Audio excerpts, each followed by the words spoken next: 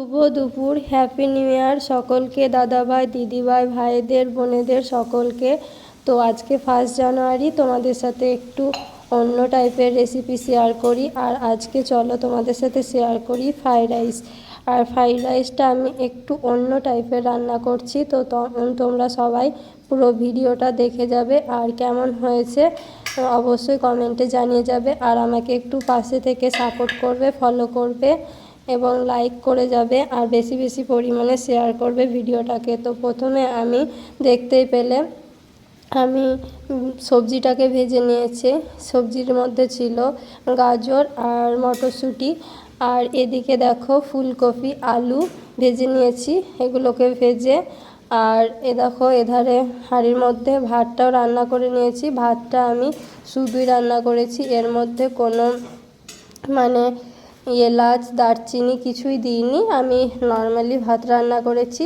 কম বেশি তো তোমরা এলাচ, দারচিনি দিয়ে রান্না করো। তো আজকে একটু রেসিপিটা অন্যরকম বললাম, দেখে যাও পুরো ভিডিওটা। আর এদিকে পনির কেটে আমি ভেজে নিলাম।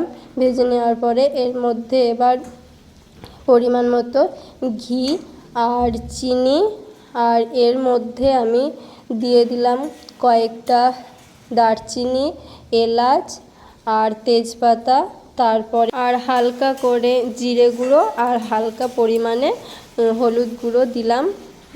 কেউ দেয় না, আমি দিলাম। তো তোমরা পুরো ভিডিওটা দেখে কেমন হয়েছে রান্নাটা অবশ্যই জানাবে। আর এদিকে দেখো সেদ্ধ করে রাখা ভাতটাকে দিয়ে দিচ্ছি অল্প অল্প করে, আর এর মধ্যে সবজিটাকে দিয়ে দিচ্ছি হালকা হালকা করে। এরকমভাবে কয়েকটা লেয়ার করে নিব, 2খানা কি 3টে লেয়ার করে নিব।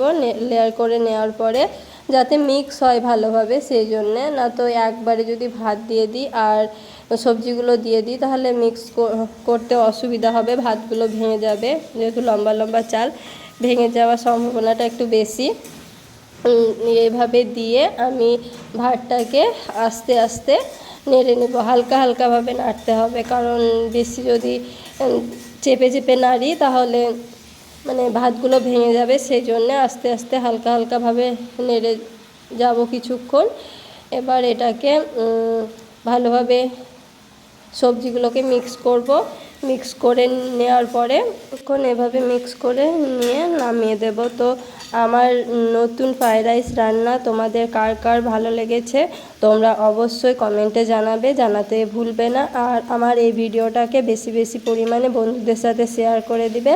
আর একটু এই বোনটাকে সাপোর্ট করে যাবে, যাতে তোমাদের সাথে আবার নতুন নতুন রেসিপি আনতে পারে। আর তোমাদের সাথে বন্ধুত্বটাও যেন বেশি ভালো হয়। তো সবাইকে নতুন বছরের অনেক অনেক শুভেচ্ছা রইল। সবাই ভালো থেকো, সুস্থ থেকো। নতুন বছর সবাই আনন্দে ভালোভাবে কাটাও। তো বাই বাই সকলকে।